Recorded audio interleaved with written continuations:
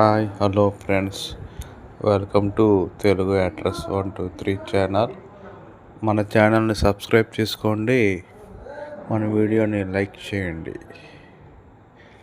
మనం సంక్రాంతికి రిలీజ్ కాబోతున్న మనశంకర్ వరప్రసాద్ గారు పండుగకి వస్తున్నారు మూవీ జనవరి 12 రిలీజ్ చేద్దామని ఫిక్స్ అయ్యారు.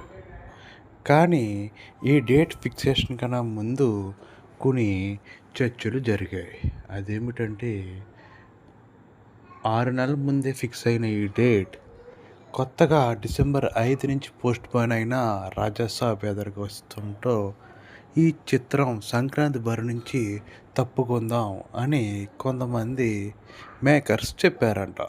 కానీ చిరు ఎంత పెద్ద పోటీ అయినా తట్టుకుంటాడని తెలిసి అనిల్ రావిపూడి గారి సంక్రాంతి ఫార్ములా వాడి ఈ చిత్రాన్ని ఎట్టి పరిస్థితుల్లో కూడా జనవరి 12 తీసుకురావాలని ఫిక్స్ అయ్యారు.